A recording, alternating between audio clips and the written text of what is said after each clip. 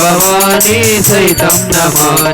त्वमेव माता च पिता त्वमेव, त्वमेव बन्धु च सखा त्वमेव, त्वमेव विद्या द्रविणं त्वमेव, त्वमेव सर्वं मम देवदेव, त्वमेव सर्वं मम देवदेव, त्वमेव सर्वं मम देवदेव, त्वमेव सर्वं मम देवदेव।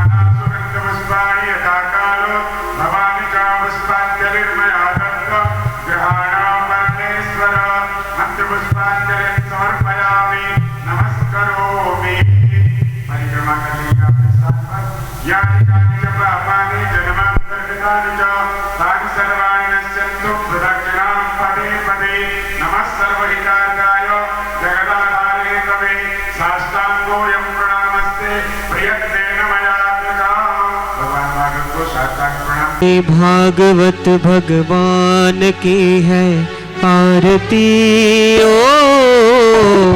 पापियों को पाप से है तारती। श्री भागवत भगवान की है आरती ओ, पापियों को पाप से है तारती, पापियों को पाप से है तारती। ये अमर ग्रंथ, ये मुक्ति पंथ,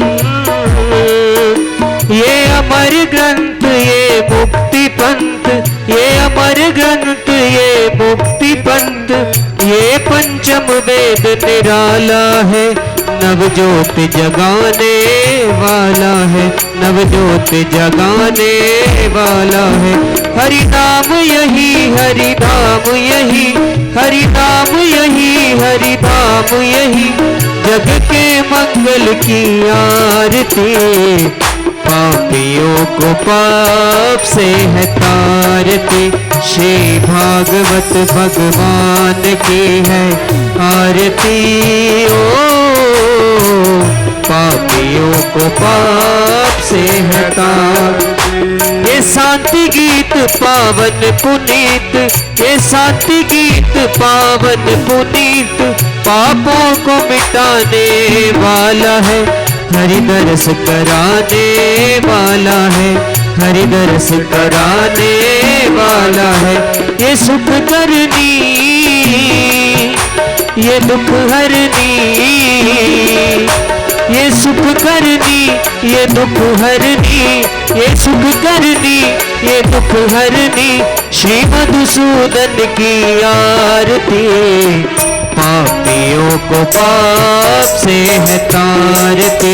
श्री भागवत भगवान की है आरती ओ, पापियों को पाप से है तारती। ये मधुर बोल जगपंथ खोल, ये मधुर बोल जगपंथ खोल। पापों को मिटाने वाला है, बिगड़े को बनाने वाला है, बिगड़े को बनाने वाला है। श्री राम यही घनश्याम यही, श्री राम यही घनश्याम यही, जग के मंगल की आरती। पापियों को पाप से है तारती, श्री भागवत भगवान की है आरती। ओ पापियों को पाप से है तारती, पापियों को पाप से है तारती, पापियों को पाप से है तारती। आरार्तिक्यं समर्पयामि श्रीमद्भागवताय नमः। पुराणतिलकाय नमः। जलेन शीतलीकरणं पुष्पै देवताभिवन्दनं प्रतिवन्दनम् आरार्तिक्यग्रहणं मन्त्रैर्मन्त्रपुष्पाञ्जलिः। हरिः ओम्। जग्नेन जग्नमय जन्तु देवास्तानि धर्माणि प्रथमान्यासन्न स्ते अनाकं महिमानः सचन्ति यच्च पूर्वे साध्याः सन्ति देवाः। ओम एकदन्ताय विद्महे वक्रतुण्डाय धीमहि तन्नो दन्ति प्रचोदयात्। ओम नारायणाय विद्महे वासुदेवाय धीमहि तन्नो विष्णु प्रचोदयात्। नाना सुगन्धपुष्पाणि यथा कालोद्भवानि च पुष्पाञ्जलिर्मया दत्तं गृहाण परमेश्वर। श्रीमद्भागवताय नमः। पुराणतिलकाय नमः। मंत्रपुष्पाञ्जलिं समर्पयामि नमस्करोमि। यानि कानि च पापानि जन्मान्तरकृतानि च तानि सर्वाणि नश्यन्तु प्रदक्षिणां पदे पदे। नमः सर्वहितार्थाय जगदाधार हेतवे साष्टांगोऽयं प्रणामस्ते। प्रयत्नेन मया कृतम् अनेन अद्य कृत श्रीमद्भागवत पूजनेन श्रीमन्नारायण प्रियता नमः। अब आप संगीता के बंधुओं का पूजन कर दीजिए और हम सभी लोग व्यास जी से प्रार्थना करते हैं कि आप हमें ऊपर से दिव्य अमृत की वर्षा हो रही है और यहाँ श्रीमद् भागवत का दिव्य अमृत पान करके अपने श्रवण पुटों से पान करके हम अपने जीवन को कृतार्थ करेंगे। सुंदर मौसम है, देव स्थान है और ये पर्वत भी भगवान शंकर का स्थान है। इस स्थान पर बैठ करके हम अपने मन को भगवान के चरणों में लगाएं। वृंदावन बिहारी भगवान बाल कृष्ण की सुमधुर चर्चा को हम सभी लोग कर रहे हैं। तो ऐसे दिव्य स्थान पर बैठ करके हम अपने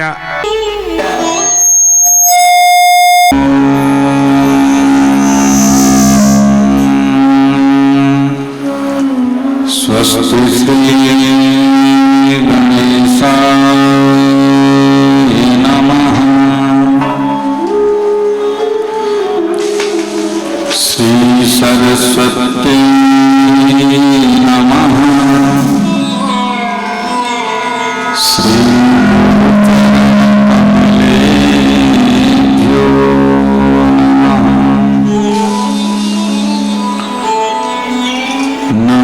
परमहंसाय स्वादित चरण कमल चिन्ह करंदाय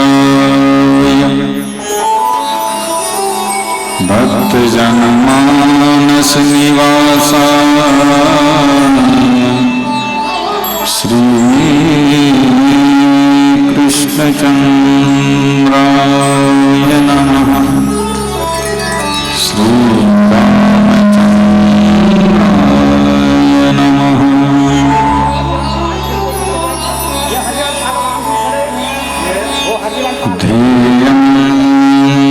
सदा परिभवघ्नमभीष्टदोहम् तीर्थास्पदं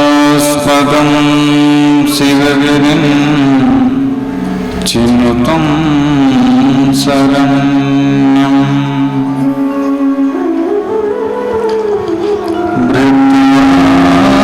भृत्यात्रिहं प्रणतपाल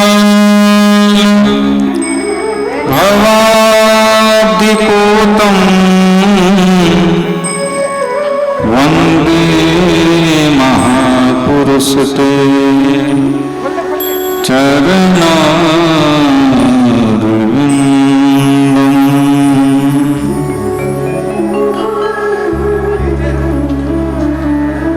त्यक्त्वा सुदुस्त्यजसुरेक्षितराजलक्ष्मीम् धर्मिष्ठया वचसा यद्गादरन्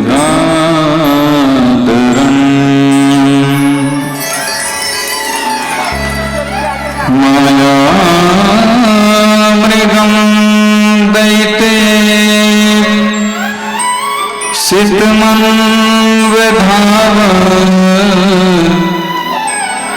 वन्दे महापुरुषते चरणारविन्दम्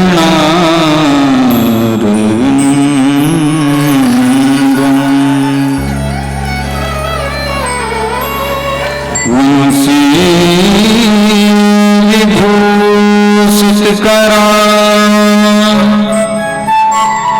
नवनीरदाभा पीताम्बरा तरुणबिन्दुफला धरोष्टा पूर्णेन्दुसुन्दरमुखादरविन्दनेत्रा कृष्णात् परं किमपि तत्त्वमहं न जाने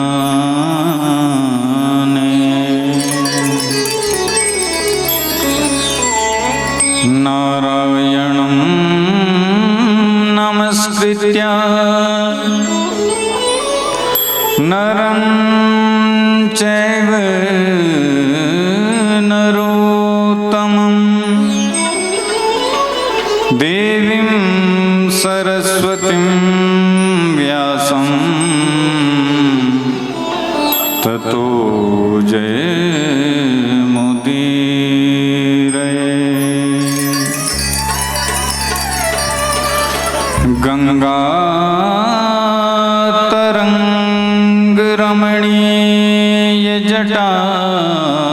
गङ्गातरङ्गरमणीयजटाकलापम्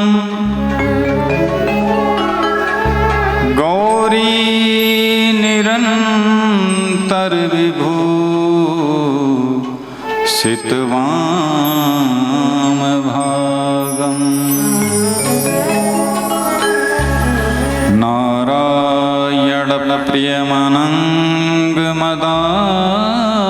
नारायणप्रियमनङ्गमदापहारम्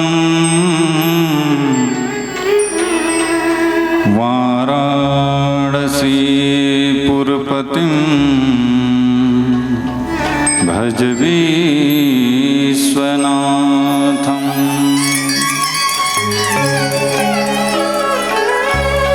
जय जय श्री राधा रमण,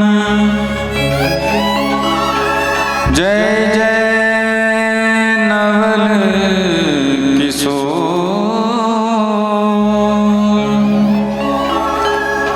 जय गोपी चित चोर प्रभु,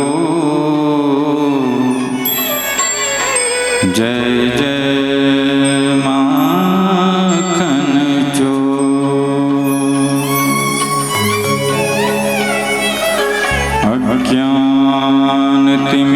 अज्ञानतिमिरान्धस्य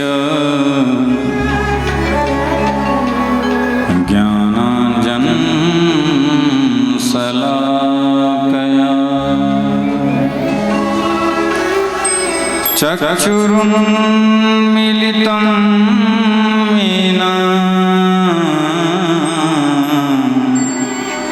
तस्मै श्री गुरुवे नमः।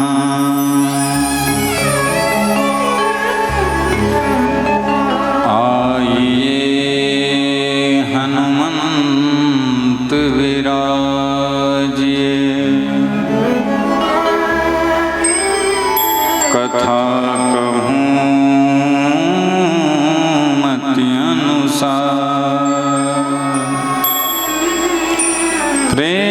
सहित गादी धरूं,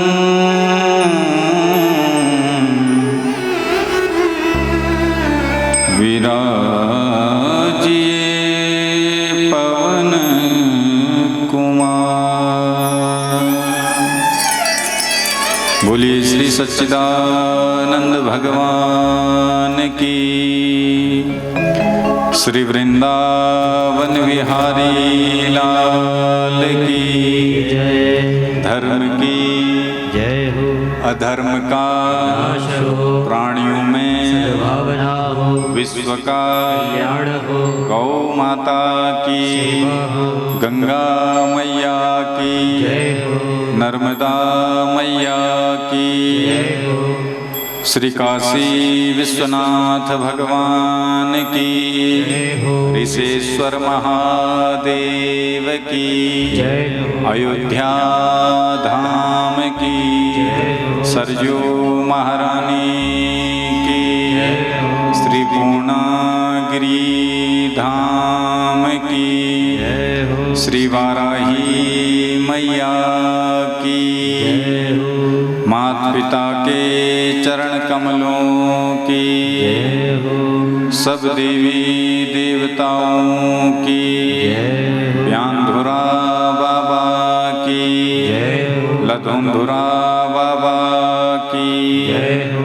जय जय श्री राधे श्याम। परम मंगलमय परात्पर अखिलेश्वर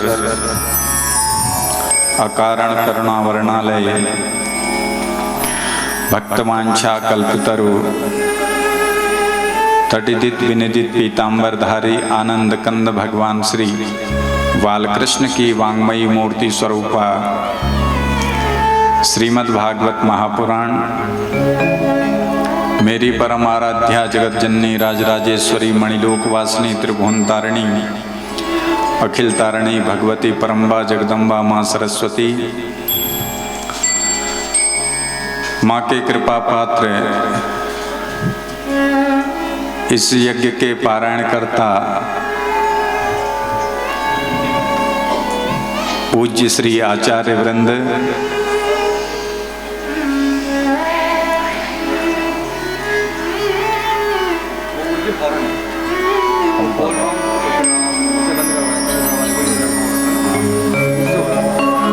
इस संसार रूपी भवसागर से पार जाने का बड़ा सरल और सहज मार्ग है भगवान की कथा। इस कथा रूपी नौका में बैठकर के इस भवसागर, इस संसार सागर से हम सहज ही पार हो सकते हैं। जिस प्रकार समुद्र का संबंध चंद्रमा से है, ठीक उसी प्रकार आप और हमारे मन का संबंध भी चंद्रमा से है। पूर्णमासी के दिन चंद्रमा को देख करके समुद्र में उफान आने लगता है, ज्वार भाटा आने लगता है, और इस संसार रूपी चकाचांद को देख करके इस मन में भी उथल पुथल होती है। और इस मन के, हमारे मन के देवता भी चंद्रमा हैं और समुद्र का संबंध भी चंद्रमा से है। ये संसार भी समुद्री ही है। तो इस संसार रूपी समुद्र से पार होना बड़ा कठिन है, क्योंकि समुद्र का एक छोर तो हमको दिख रहा है, पर दूसरा छोर हमें दिखाई नहीं दे रहा है। जन्म हम सबको दिख रहा है, मृत्यु सबकी अदृश्य है, मृत्यु किसी को दिखाई नहीं पड़ रही है। इसलिए आप और हम सब भागवत जी का आश्रय लिए हुए अपने जीवन को सफल बनाने हेतु इस भोलेनाथ की पवित्र छाया में बैठे हैं। कथा गंगा में प्रवेश करें इससे पूर्व आप और हम मन को पवित्र करने हेतु कुछ क्षण भगवान के मधुर नामों से अपने मन और वाणी को पवित्र करते हैं। अधरम मधुरम वदनम मधुरम नयनम मधुरम हसितम मधुरम हृदयम मधुरम गमनम मधुरम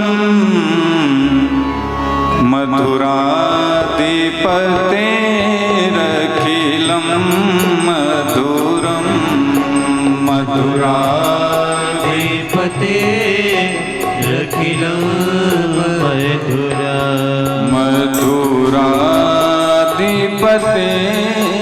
मधुराधिपतेरखिलं मधुरम मधुराधिपतेरखिलं मधुरम वचनं मधुरं चरितं मधुरं वसनं मधुरं वलितं मधुरं वचना मधुरं चरिता मधुरं वसना मधुरं वलिता मधुरं चलितं मधुरं भ्रमितं मधुरं चलितं मधुरं भ्रमितं मधुरं मधुराधिपतेरखिलं मधुरं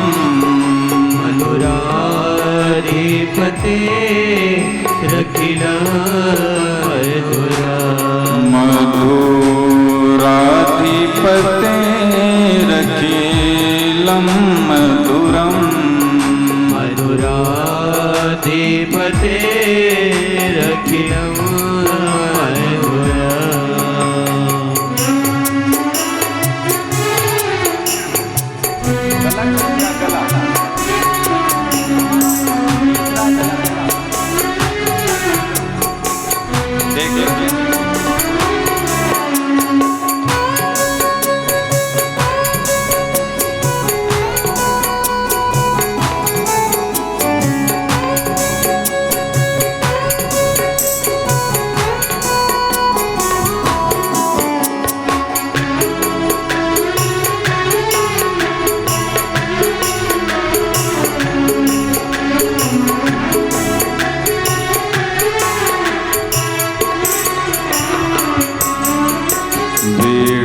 मधुरो रेणु मधुरा मधुरो रेणुर्मधुरा पाणिर्मधुरः पादौ मधुरौ पाणिर्मधुरा पादो मधुरा नित्यं मधुरं सख्यं मधुरं नित्यं मधुरं सख्यं मधुरं मधुराधिपतेरखिलं मधुरं मधुराधिपतेरखिलं मधुरं गीतं मधुरं पीतं मधुरं भुक्तं मधुरं सूक्तं मधुरं गीतं मधुरं पीतं मधुरं युक्तं मधुरं सूक्तं मधुरं रूपं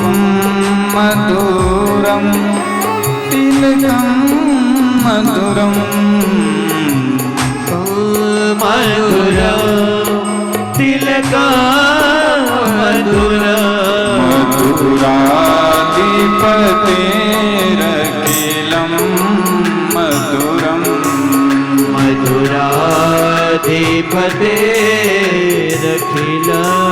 मधुरम्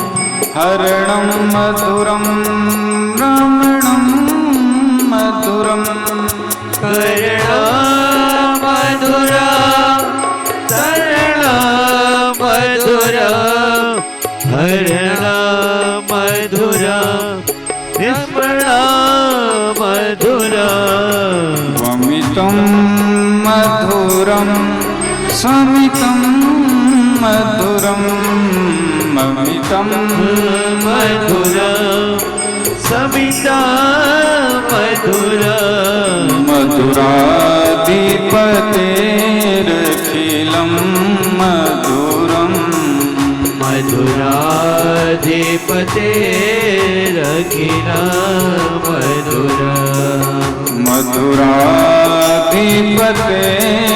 मधुराधिपतेरखिलं मधुरं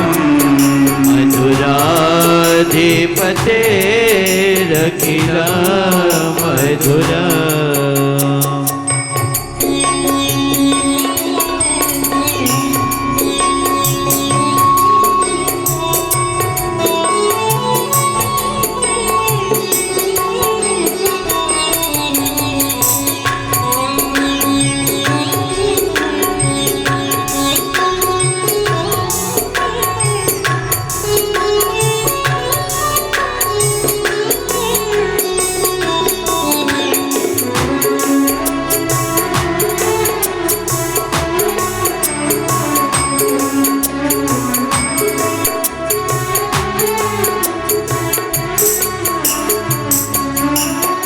गुंजा मधुरा माला मधुरा यमुना मधुरा बीची मधुरा या मधुरा माला मधुरा यमुना मधुरा वीजी मधुरा सलिलं मधुरं कमलं मधुरं सलिलं मधुरं कमलं मधुरं मधुराधिपतेरखिलं मधुरं मधुराधिपतेरखिलं मधुरं गोपी मधुरा लीला मधुरा गोपी मधुरा लीला मधुरा युक्तं मधुरं मुक्तं मधुरं युक्तं मधुरं मुक्तं मधुरं दृष्टं मधुरं श्रेष्ठं मधुरं श्रेष्ठं मधुरं श्रेष्ठं मधुरं मधुराधिपतेरखिलं मधुरं मधुराधिपतेरखिलं मधुरं गोपा मधुरा गावो मधुरा यष्टिर्मधुरा सृष्टिर्मधुरा मधुरा गावो मधुरा यशे मधुरा सृष्टि मधुरा दलितं मधुरं फलितं मधुरं दलितं मधुरं फलितं मधुरं मधुराधिपतेरखिलं मधुरं मधुराधिपतेरखिलं मधुरं मधुराधिपतेरखिलं मधुरं मधुराधिपतेरखिलं मधुरं अधुरं मधुरं वदनं मधुरं मधुरं मधुरं वदनं मधुरं मधुराधिपतेरखिलं मधुरं मधुराधिपतेरखिलं मधुरं मधुराधिपतेरखिलं मधुरं मधुराधिपतेरखिलं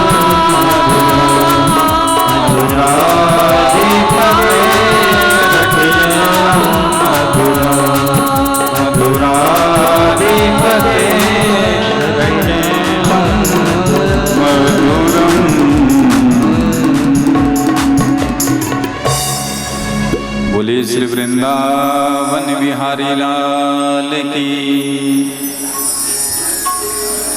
कल पूर्व प्रसंग में आप और हम श्रवण कर रहे थे श्रीमद् भागवत का महात्म्य।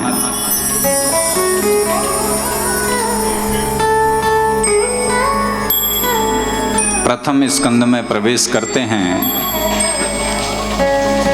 भगवान की स्तुति मंगलाचरण बड़ा अद्भुत है।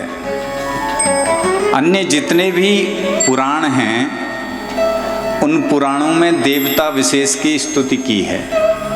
शिव पुराण में शिव जी की, देवी भागवत में देवी की, लेकिन श्रीमद् भागवत महापुराण में देवता विशेष की स्तुति करी ही नहीं।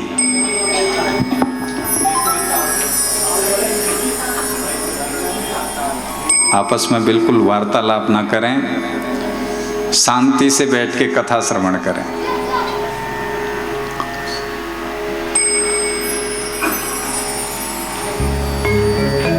इसलिए देवता विशेष की स्तुति नहीं की। बोले शिव जी की स्तुति करें तो सब लोग सोचेंगे ये तो शिव भक्त सोचेंगे ये तो हमारा पुराण है, इसमें तो हमारा अधिकार है। देवी की स्तुति करेंगे तो शाक्त लोग ये समझेंगे कि ये तो हमारा पुराण है।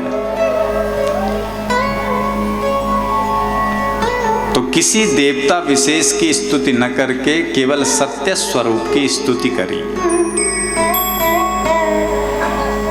और जो हमारे श्रीमद् भागवत के विद्वान टीकाकार हुए हैं उन्होंने इस श्लोक के अनेक अर्थ निकाले। श्री बंशीधर पाद स्वामी इसका कृष्ण प्रति ही अर्थ निकालते हैं। जन्माद्यस्य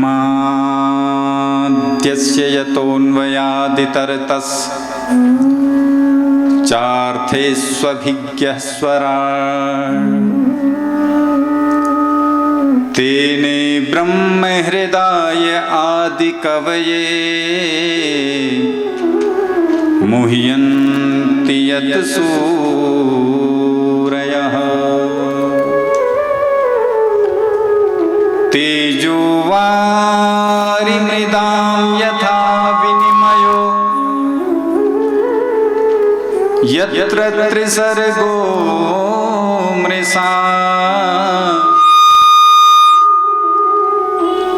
धाम्ना स्वेन सदा निरस्तकुहकं सत्यं परं धीमहि।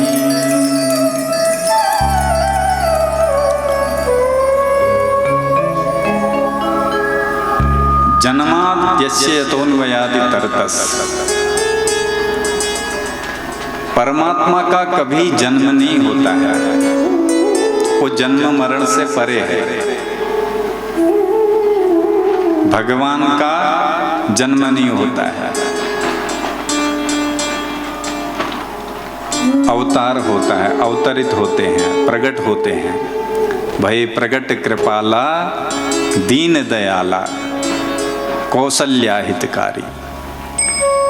अवतार लेना और जन्म लेना दोनों में बड़ा अंतर है।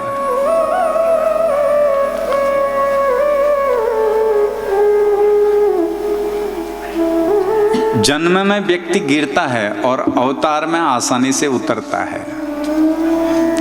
उदाहरण से समझिए, दो मित्र हैं, राम और श्याम। राम है जीवात्मा, श्याम है परमात्मा। दोनों रास्ते से जा रहे हैं। ऋषेश्वर बैठे मल्ली मीना बाजार हैं और रास्ते में कुआं है। अब वो कुआं घास से पत्तों से ढका है, दिख नहीं रहा है। तो उस कुएं में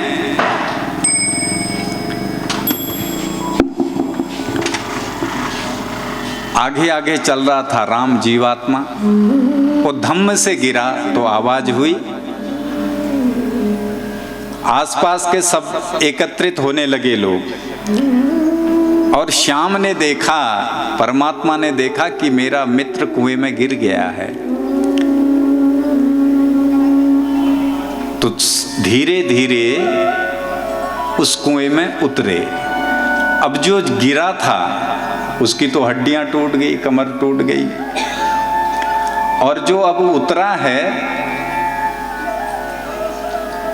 वो अपने मित्र को अपनी कमर में बांध करके ऊपर की ओर ला रहे थे। तो सब लोगों ने देखा, रे राम राम, देखो 2 लोग कुएं में गिर गए हैं।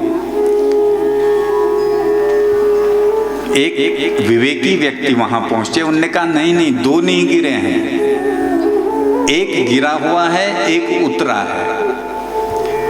जो गिरा है उसको चोट आई है, और जो उतरा है वो उसको कमर में बांध करके ऊपर की ओर ला रहा है। ठीक इसी तरह आप और हम भी मां के गर्भ से इस संसार रूपी अंधकुएं में गिर जाते हैं। और गिरने के बाद होता क्या है, यहाँ नाना प्रकार के दुख होते हैं। कभी बहू सताती है, कभी बेटा कहना नहीं मानता, कभी अड़ोसी पड़ोसी से झगड़ा, तो नाना प्रकार के दुख यहाँ होते हैं। और जब अपने भक्त को परमात्मा दुखी देखते हैं तो फिर धीरे धीरे इस माया रूपी रस्सी का सहारा लेकर के उतरते हैं और अपने इस भक्त को कमर में बांध करके अपने साथ स्वधाम को ले जाते हैं। ये अंतर है जन्म और अवतार में। तो जन्म हम सबका होता है, जीवों का होता है, परमात्मा का अवतार होता है। यद्यपि अपने भक्तों को आनंद देने के लिए भगवान ने अवतार लिया। बोले कहाँ? मथुरा में। आद्यस्य जन्मादि विकार रहितस्यापि, जन्म मरण के विकारों से दूर होने पर भी अपने भक्तों को आनंद देने के लिए भगवान अवतरित हुए। बोले कहाँ? वसुदेव जी के घर में, मथुरा में। प्रेम से बोलो, जरा जोर से बोलो। बोले महाराज वसुदेव जी तो सब कहते हैं कि जेल में थे, और आप कहते हो कि वसुदेव जी के घर में जन्म लिया। तो संत कहते हैं कि ईंट पत्थरों से बने हुए घर को घर नहीं कहा। घर कब बनता है? जब गृहिणी सुलक्षणा हो। न ग्रहम ग्रह मित्याहु ग्रहिणी ग्रह मुच्यते। तो उस समय जेल में तो थे वसुदेव जी, लेकिन उनकी पत्नी देवकी उनके साथ में विराजमान थी। इसलिए बोले वसुदेव गृहे जन्मः। और जन्म तो लिया मथुरा में, और जन्म लेते ही यतो अन्वयादि गोकुलाः, गोकुले अन्वगाः। जन्म लिया मथुरा में और चले कहाँ गए? गोकुल। और इतनी कुशलता से गए कि रात ही रात में किसी को भनक भी नहीं लगी। सब खर्राटे मार के सो गए और चुपचाप गोकुल में चले गए। और 4 थे स्वभिज्ञ स्वराट। गोकुल में जाकर के स्वराट माने अपने परिकर के साथ में विराजमान हुए, अपनी मंडली के साथ में, ग्वाल वालों के साथ में। मधुमंगल श्रीदामा इन सब के साथ में विराजमान हो गए। और वहां जाकर के ऐसी ऐसी विचित्र लीलाएं करी, इतनी विचित्र लीलाएं करी कि ब्रह्मा जी भी चक्कर में पड़ गए। तेने ब्रह्म हृदय आदि कवये, आदि कवये ब्रह्मणे ब्रह्मांडम विस्मापयतु वत्स वत्स पालादि रूपम तेने विस्तारितवान। ऐसी लीला करी भोजन लीला 10वें स्कंद में आप सुनेंगे कि चतुर्मुखी ब्रह्मा भी चक्कर में पड़ गए। ब्रह्मा जी भोजन करते हुए परमात्मा को जब देखा तो जो खिला रहे हैं, इधर उधर दौड़ा भागी कर रहे हैं। ब्रह्मा जी ने कहा कि ये ब्रह्म नहीं हो सकता।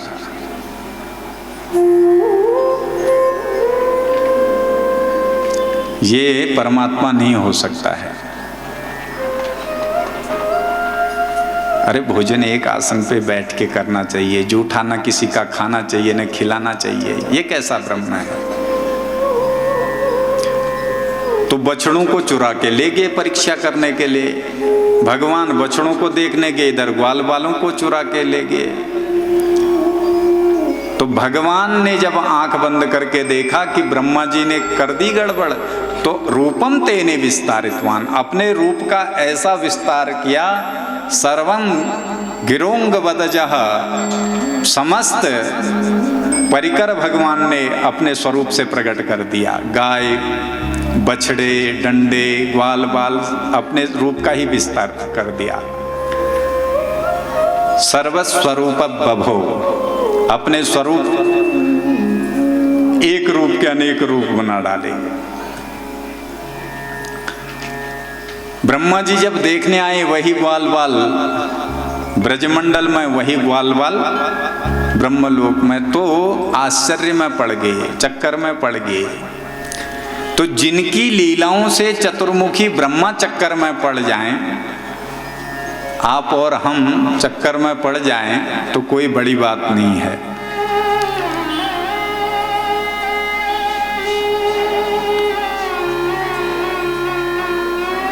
बोले ब्रह्मा जी की भी बात छोड़ दो। मुह्यंती यत्सूरयः, यत्सूरयः बलदेवादको मुह्यंती मोहम प्राप्नुवन्ति।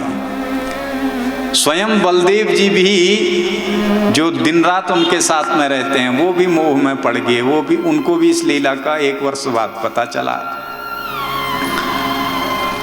तेजोवारि मृदाम यथा विनिमयो यत्र त्रिसर्गो मृषा धाम्ना स्वेन सदा निरस्तकुहकम् सत्यम परम धीमहि।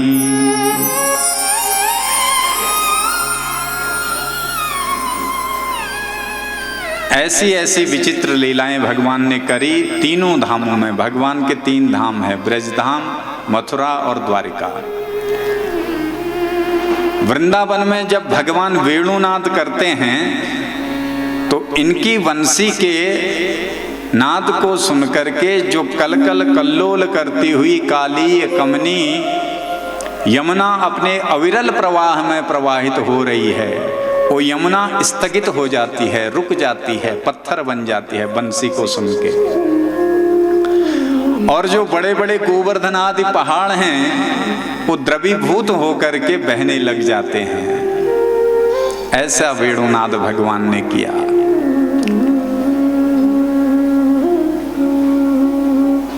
यत्र त्रिसर्गो मृषा, इन 3 धामों में, श्री धाम वृंदावन, मथुरा और द्वारिका, 3 धामों में से किसी एक धाम का भी कोई आश्रय ले ले तो सदा निरस्त को हुक्म, सदा के लिए, सर्वदा के लिए उसके जो दुख हैं वो समाप्त हो जाते हैं। सत्यम परम धीमहि, ऐसे सत्य स्वरूप परमात्मा के चरणों में हम बार बार वंदन करते हैं, बार बार प्रणाम करते हैं। धीमहि ध्याये महाबोल सच्चिदानंद भगवान की। ऐसे परमात्मा का आप और हम ध्यान करते हैं।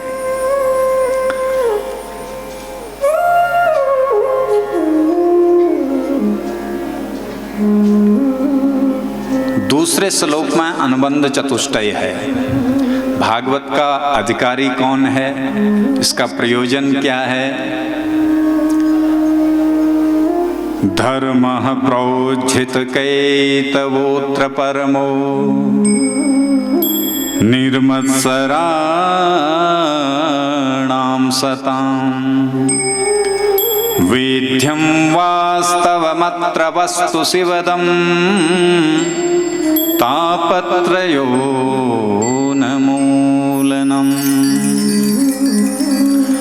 श्रीमद्भागवते महामुनिकृते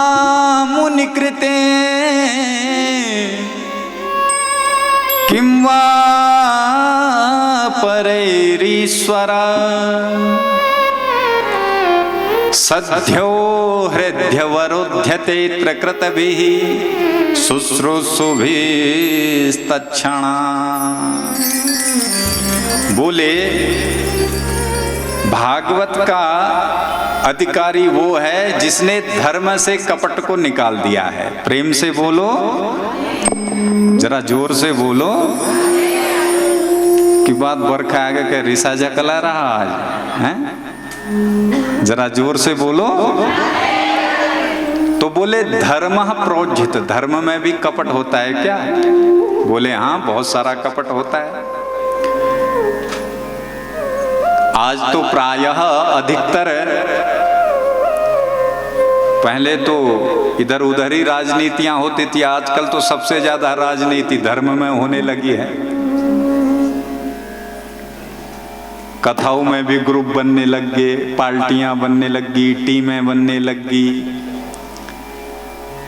तो बोले यही कपट है।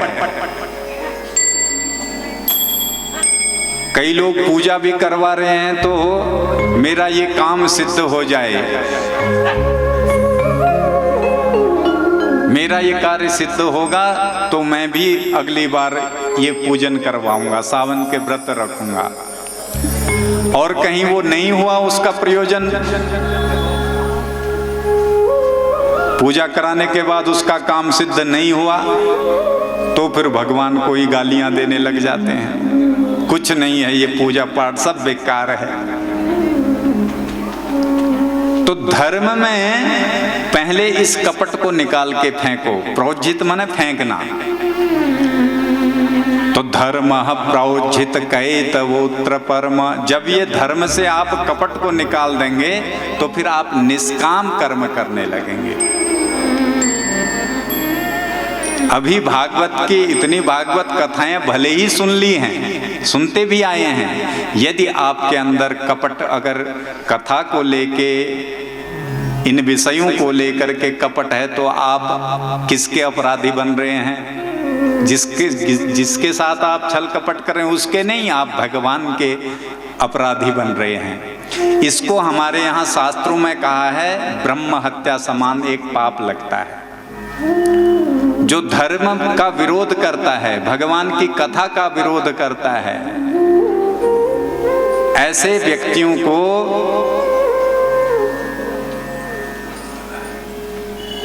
ब्रह्म हत्या के समान पाप लगता है।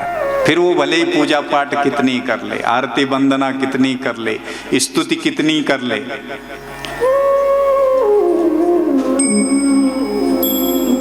और वो जन्म जन्मांतर निकृष्ट योनियों में फिर भटकता रहता है। इसलिए धर्म से सबसे पहले कपट को निकाल के फेंको, और जब कपट निकलेगा तो फिर आप निर्मत्सर हो जाएंगे। भाई जी उधर से लगा दो, सामने से। में तो बड़े ठंडे रहते हैं, नहीं देखने से तो आपको लगेगा ये आदमी बहुत ठंडा है, बड़ा कूल है, बड़ा सज्जन है, लेकिन अंदर ही अंदर वो जलता रहता है कि इनने ऐसा क्यों कर दिया, इनने वैसा क्यों कर दिया, ऐसा क्यों हुआ, वैसा क्यों हुआ। तो ये जो मात्सर्य है, ईर्ष्या है, जिसके अंदर ईर्ष्या है वो भागवत का अनाधिकारी है, वो भागवत का अधिकारी नहीं है। ईर्ष्या जलन, इसको निकाल करके जब आप फेंकोगे तब आप भागवत के अधिकारी बनोगे। बड़ा मुश्किल है इसको छोड़ना। आदमी अपने दुख को सह लेता है, अपने दुख से दुखी नहीं होता है, पर दूसरा इतना सुखी क्यों है, उसके सुख से आजकल आदमियों को ज्यादा दुख हो जाता है। कंचन तजना सहज है, सहज त्रिया काने, मान बड़ाई ईर्ष्या दुर्लभ तजना ये। सोने को एक बार के लिए आदमी दान में दे देता है। कई लोग पति पत्नी भी एक दूसरे से अलग हो जाते हैं। कई मैस बैगले छुट्टी बेर रूनान, अलग अलग चुल जला लिनान।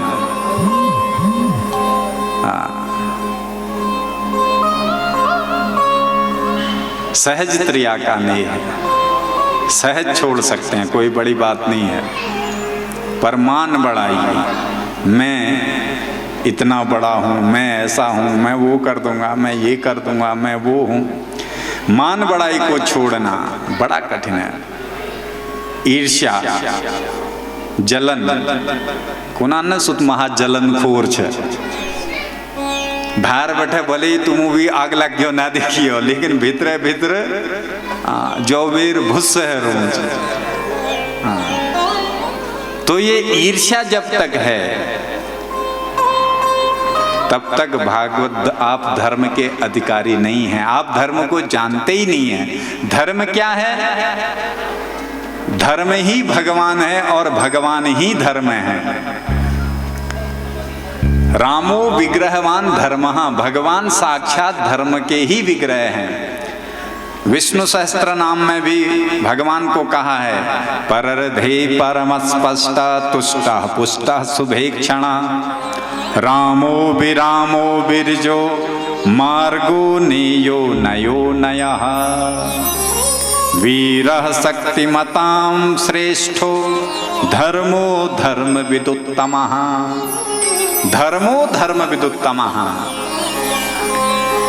तो भगवान ही धर्म का स्वरूप है। इसलिए सबसे पहले अपने अंदर ईर्ष्या, जलन, राग, द्वेष, इन कपटों को निकालो, फिर आप भागवत सुनने के अधिकारी हैं। नहीं तो भागवत आपको सुनोगे हर साल, प्रतिवर्ष आप भागवत सुनोगे, भागवत का एक शब्द भी आपकी समझ में नहीं आएगा। प्रेम से बोलो। तो ईर्ष्या आदि को छोड़ो। तो बोले फिर होगा क्या? तापत्रयो न मूलनम वेद्यम वास्तवमत्र वस्तु शिवदम। फिर वास्तव में आप वास्तवी माया और जीव और ब्रह्म को समझ जाएंगे। वास्तविकता क्या है ये आपकी समझ में आ जाएगा। अभी तो आपको लगता है कि हमको लगता है ये घर परिवार ये संसार ही सब कुछ है, पर इससे आगे मरने के बाद आप फिर सोचने लगेंगे कि मरने के बाद भी कुछ होने वाला है। तो उस वास्तविकता को फिर आप जानने लग जाएंगे, तो आप कल्याण स्वरूप शिव स्वरूप हो जाएंगे। और जो आपके ताप हैं, दुख हैं, वो जड़ से ही समाप्त हो जाएंगे। दैहिक, दैविक, भौतिक जो 3 प्रकार के ताप हैं वो दूर होने लग जाएंगे। श्रीमद् भागवते महामुनि कृते किं वा परैरीश्वरः।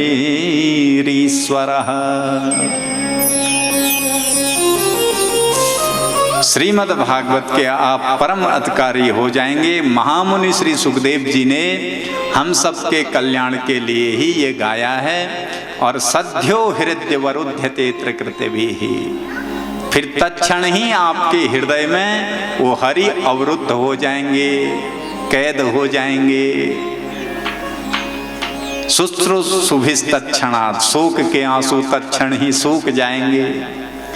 अवरुद्ध का मतलब ये है कि आप निकालना भी चाहोगे फिर भगवान को अंदर से कि बाहर कर दूं, इनको निकाल दूं, नहीं निकलने वाले हैं फिर। तो इन नियमों का पालन करने वाला ही भागवत का वास्तव में अधिकारी है। निगम कल्प तरोर गलितम फलम सुख मुखाद मृत द्रव संयुतम पिबत भागवतम रसमालयम मुहुर्हो रसिका भुवि भावुका। निगम कहते हैं वेद को। वेद का पका हुआ फल है ये श्रीमद् भागवत, और ये फल बड़ा मीठा है। बोले इसको पियो, प्रेम से बोलो। बोले महाराज फल भी कोई पीने की चीज है, फल तो या तो खाया जाता है या चूसा जाता है, ये कैसा फल है जो पीने वाला है। बोले इसको कानों से सुनना है, कानों से पीना है। और जिसके कानों ने इसको पिया नहीं, उसके कान नहीं है, उसके कान फिर सांप के बिल हैं। जिन हरि कथा सुनी नहीं काना, जिन हरि कथा सुनी नहीं काना, जिन हरि कथा सुनी नहीं काना, जिन हरि कथा सुनी नहीं काना, श्रवण रंभ अहि भवन समाना, श्रवण रंभ अहि भवन समाना। तो कानों से इस फल को पीना है, और ये फल मीठा है। इसकी पहचान किसने करी है? बोले सुख मुखात।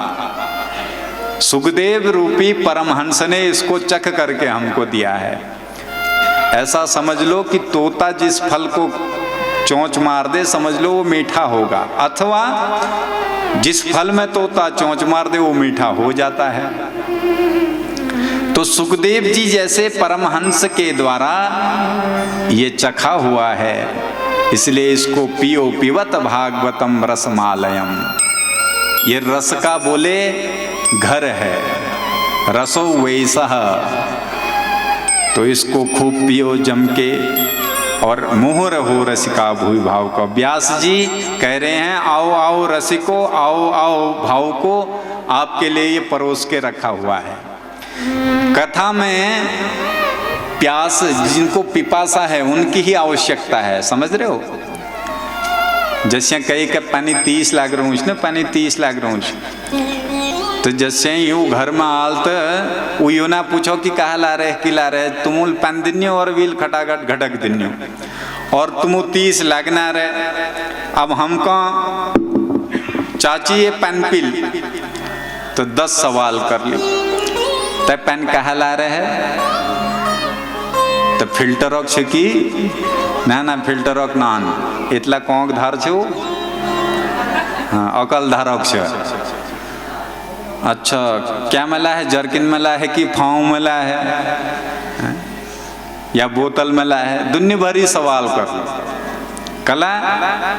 कला की प्यास ना हम 30 ना लग रहे, और प्यास अगर लग रहा हो तो सवाल करना मौका ना मिले। तो ये कथा में लगे उन्हीं के व्यास जी बोलो ना, जिन्हों के कथा के प्यास से, जिन्हों के भूख है, जिन कथा सुनना के इच्छुक छन, आलतू फालतू लोगों के बोलू ना रहे। और यो तबे बैठे यू परंपरा चल रहे कि कथा में रसिक और भाव के लोग उन्होंने, आलतू फालतू लोग कम उन्होंने। प्रेम से बोलो। तो मुहुर हो रसिका भूमि भाव का। बोलो भागवत महापुराण की। नेमिषे निमिषक क्षेत्रे ऋषयः शौनकादयः सत्रम सर्गाय लोकाय सहस्र समासता। नैमिषारण्य की पावन भूमि में 88,000 श्रोता समुदाय बैठा है। सौनक जी प्रतिनिधित्व कर रहे हैं सबका, मुख्य यजमान हैं और सूत जी कथा कह रहे हैं। 6 प्रश्न सौनक जी ने किए। महाराज, प्राणी मात्र का कल्याण कैसे होगा? पहला प्रश्न।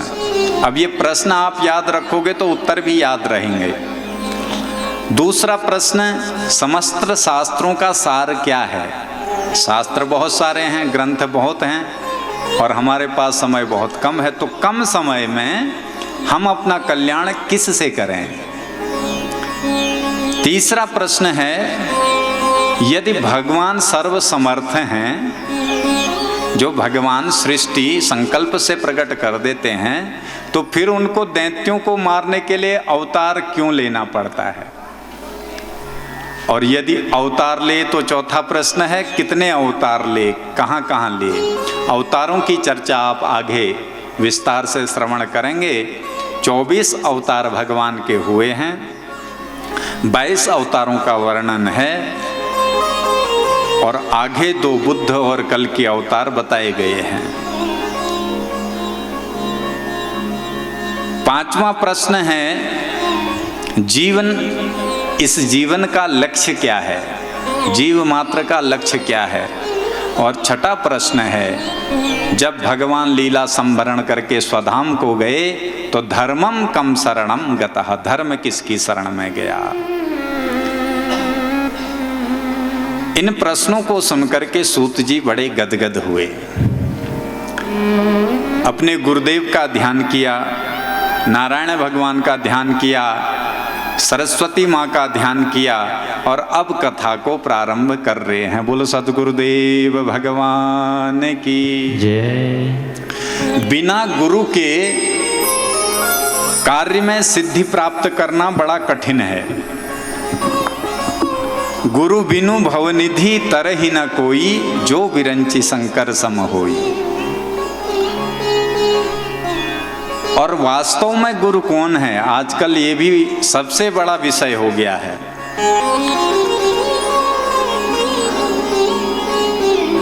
आजकल लोभी गुरु लालची चेला, दोनों का नरक में ठेलम ठेला।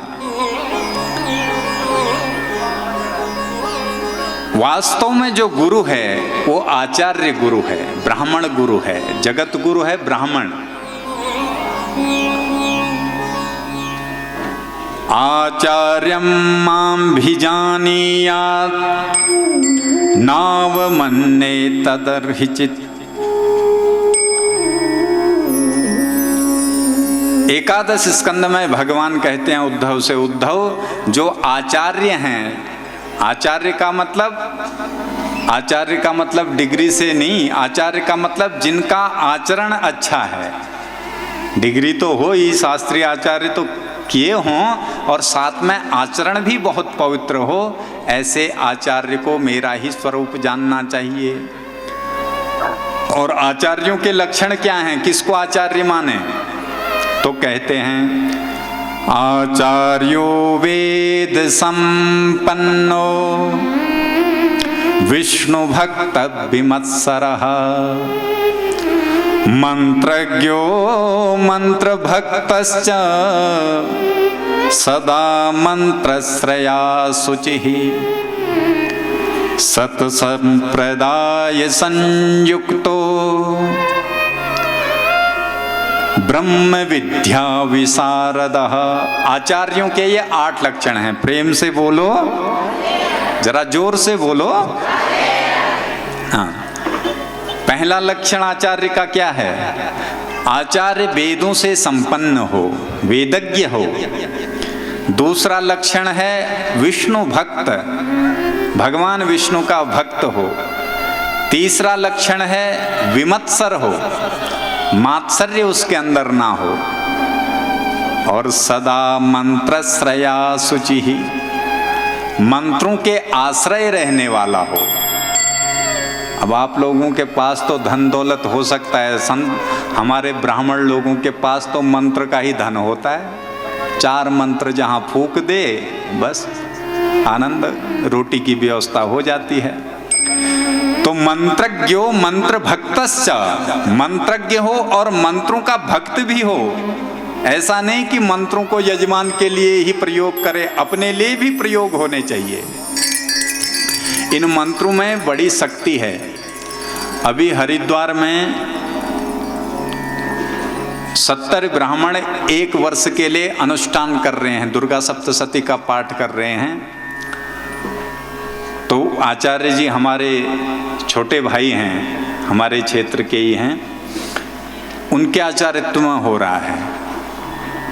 और वो अपने लिए भी नित्य प्रति रुद्री दुर्गा सप्तशती 1 पाठ अपने लिए नित्य करते हैं, रोज करते हैं। आप तो कभी कभी करवाओगे नवरात्रि में, वो भी 1 पाठ, वो 1 पाठ तो अपना करते हैं। और सारे ब्राह्मण, 1 ब्राह्मण 6 पाठ यजमान के लिए करता है। 70 ब्राह्मण 1 साल के लिए अनुष्ठान कर रहे हैं। और 1 दिन की 1000 रुपया है। यजमान का 1 दिन का कितना खर्चा हो रहा है? 70 ब्राह्मण हैं तो 70,000 तो दक्षिणा ही होगी 1 दिन की। और खान भोजन पानी वो व्यवस्था अलग होगी। यानी कि 1 साल में कितना खर्चा आएगा? करोड़ों में जा रहा है। तो क्यों करवा रहा है? ये बनिया लोग बड़े तेज होते हैं, ऐसे ही नहीं करवाते कोई काम। जब कोई फायदा हो रहा होगा तभी तो करवा रहे होंगे। आज विडंबना ये है कि आचार्यों का अनादर होने लगा है। हमारी सनातन परंपरा को कोई मानने को तैयार नहीं है। तो ऐसा आचार्य हो, मंत्रज्ञ हो, मंत्र भक्त हो। हमारे पूज्य गुरुजी भी अब की बार आए हैं, जिन्होंने बचपन में हमें पढ़ाया है। तो हम देखते हैं सुबह उठते हैं, सुबह उठते ही 8 बजे तक उधर अपने पाठ करते हैं, फिर यहाँ आते हैं, यहाँ 11 बजे तक आप लोगों के पूजा पाठ करवा के आप लोगों के साथ में फिर फलाहार करते हैं। उसके बाद फिर वहाँ पाठ चालू हो जाता है। अब यहाँ भागवत का मूल पाठ कर रहे हैं और अभी यहाँ से जाएंगे तो रात के 11 बजे तक पाठ ही चलते रहते हैं। कल हमारे शाम को बगोली भैया जी आए थे, पुस्तक भंडार वाले, तो उनने देखा होगा, हम दोनों बैठे थे और वो अपना पाठ कर रहे थे। तो जो मंत्रज्ञ हो, मंत्र भक्त हो, और हम तो जिनका काम लेते हैं, जिन यजमानों का भी काम, उसको पहले गारंटी दे देते हैं कि भैया तू ये दक्षिणा